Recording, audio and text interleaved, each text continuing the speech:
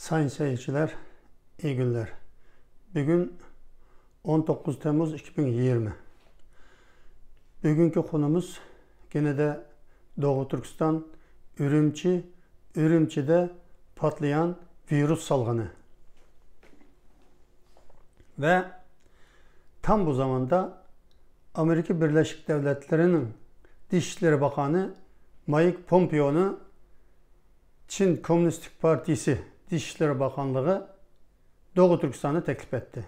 Bu ne anlama geliyor? 135 gün hiçbir koronavirüs vakası ortaya çıkmayan Doğu Türkistan'da 15 Temmuz 2020'de virüs ortaya çıktı. Ve 16 Temmuz yerel özellik bölge Çin Komünist Parti Komitesi genişletilmiş parti komite toplantısını yaparak virüse karşı önlem alma büyük seferberliği de yaptı. Yani orada Doğu Türkistan'da Uygurları kamplara sokan, cezaevlerine sokan Xinjiang'u böyle bir tane koronavirüs çıktı diye tüm iletişimi, trafiği, Ürümçi'deki ahalilerinin giriş çıkışlarının hepsini kesti.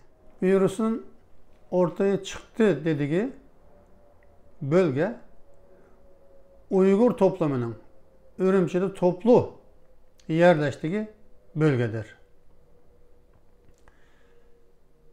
15 Temmuz bir kişide virüs baykaldı. 16 Temmuz olağanüstü bölge ilan edildi ve 16 Temmuz Pekin'de Dışişleri Bakanı Sözcüsü Hua Chunying Amerika Dışişleri Bakanı Pompeo'nu Doğu Türkistan'a gelmesine teklif etti. Resmi olarak devlet tarafından teklif ediyoruz. Gelin, görün, bakın diye. Ve 18 Temmuz'a geldiğinde Doğu Türkistan'da savaş durumu ilan edildi. Ve Xinhua Ajansı 30 koronavirüs pozitif vaka tespit edildiğini, 41 koronavirüsü ama pozitif olmayan, bulaşabilen vakanın daha tespit edildiğini ilan etmekle beraber Ürümçi şehrinin Uygur toplumunun toplu yerleşim bölgesi olan Tanrıdağ bölgesinde 2705 şubeli hastanede yatırıldığını açıkladı. Şimdi Ürümçi'de uçaklar uçmuyor, başka yerden uçak inmiyor. Ürümçi'nin başka şehirlere, yani Ürümçi'den Sancı, Kaşgar'a, başka bölgelere gelecek tüm ulaşım vasıtaları durduruldu. Uygur bölgesi toplu halde karantina altına alındı. Giriş çıkışlar tamamen yasak. Çünkü savaş durumu ilan edildi. Böyle bir zamanda Çin, Amerika Dışişleri Bakanı Pompeo gelin diyor Doğu Türkistan'a. 135 gün hiçbir Çin virüsü veya başka virüs Doğu Türkistan'ın herhangi bir yerinde bulunmazken tam Pompeo'nu Doğu Türkistan'a davet ediyor ve birden salgın Doğu Türkistan'ın başkenti Ürümçi'de patlıyor. Geçen hafta Amerika Dışişleri Bakanı ve Amerika Hazine Bakanlığı tarafından Doğu Türkistan'da 3,5 seneden beri devam etmekte olan Uygurları toplu halde topluma kamplarda toplamak ve onları cezalandırmak, mecburi köle işçisi olarak çalıştırmak, 500 bine yakın genç kız erkek Uygur'u Çin'in iç eyaletlerindeki cezaevlerine götürmek ve orada köle olarak çalıştırmakta olan, onunla da kalmayıp tüm yetim bebek çocukları Çince anaokuluna toplayıp kültüründen, anne babasından, ailesinden, kimliğinden arındırarak Çince eğitimle beraber helal olmayan yemeklerini vererek Uygur Müslüman çocukları dinsiz, imansız, kimliksiz Çin'e dönüşen bir kuşak olarak yetiştirmek için büyük bütçe ayırmaktadır. Ondan başka tüm Çin'de doğum kontrolünü kaldırırken, doğum yasaklaması yani doğum kontrolünü kaldırırken Doğu Türkistan'da sıkı doğum kontrolü yapıp kısırlaştırmak, kadınlarını kısırlaştırmak, erkeklerini kısırlaştırmak ve fazla çocuk doğanlara ceza vermek böyle sıkı bir şekilde devam ederken bunların hiçbiri bizde yok. Gelin görün diye Pompeo'nu Çin'in Doğu Türkistan'a davet etmesi ve ardından hemen bu salgını ortaya çıkarıp Ürümçi başta olmak üzere burada savaş durumu ilan etmesi, Pompeo'nun gelmesini engellemek, suçüstü yakalanmasının önlemek için bu komplonu kurmuş oldu diye düşünüyorum. Eğer Mike Pompeo gelecek olursa, gelirim dese Çin engelleyemeyecekti. Mike Pompeo'nun elinde çok kabarık dosyalar var. Orada şimdi tutuklu evinde, yani cezaevlerinde, toplama kamplarında tutulmakta olan profesör, öğretmen, yazar, şair, akademisyen, tarihçi, birçok yani 100.000'den fazla aydının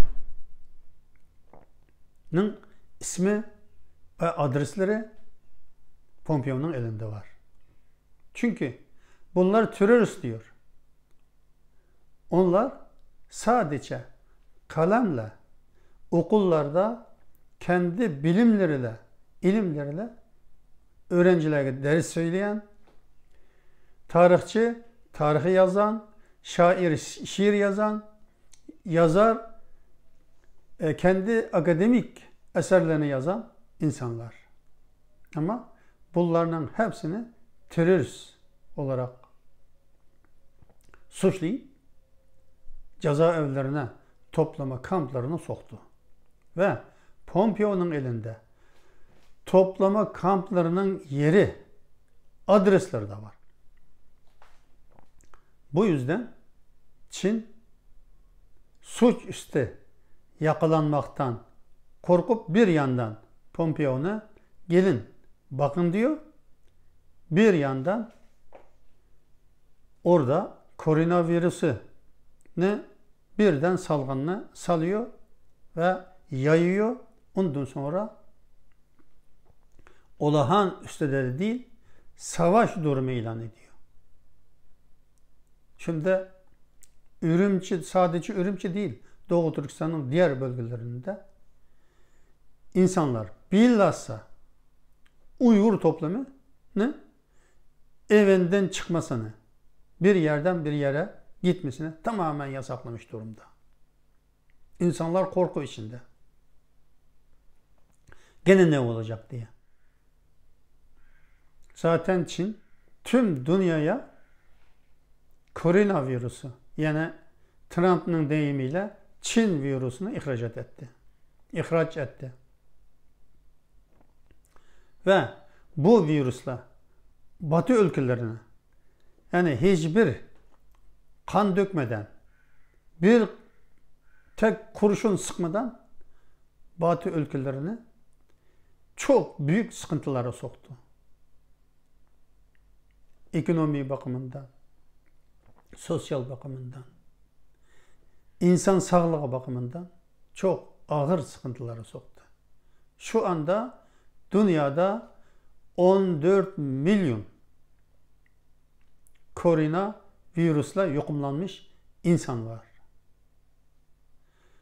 Bugün ölenlerin sayısına baktım, 600 bine ulaşmış.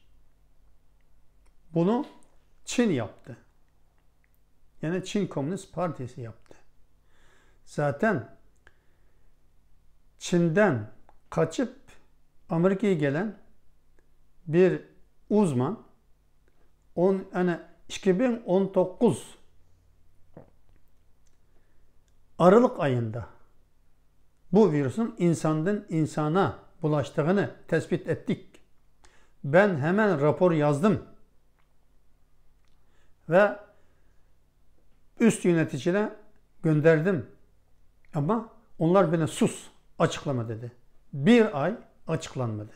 Ve bunun maliyeti dünyaya bu kadar diye daha 10 gün önce Amerika'nın Fox televizyonunda açıkladı.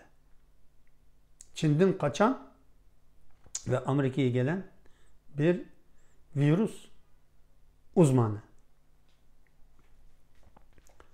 Şimdi Çin istediği zaman, istediği yere bu virüsü bulaştırabiliyor. Şimdi bir de Hong Kong'u bulaştırdı. Hong Kong'da hortluyor. Bir de Doğu Türkistan'ı bulaştırdı. Ve buraları daha sıkı denetim, kontrol altına almak istiyor. Dışarıdan gazeteci gelmesini engelliyor böylece. Pompeo eğer gelirse yüzlerce gazetecileri beraberinde getirecekti. Şimdi koronavirüsü salgın oldu buralarda diye savaş haleti ilan ederek o Pompeo'nu davet etmesinin yalan olduğunu ortaya çıkartmış oldu. Bu konuyu gündeme getirmem Türkiye'deki Türk kamuoyunun Çin'in oyunlarını ve Çin'in gizli emellerini oradaki Türkler üzerinde nasıl icra ettiğini öğrenmesini, bilmesini sağlamaktır. Şimdilik hoşça kalın. Daha sonra başka bir konuda görüşmek üzere. Allah'a emanet olun.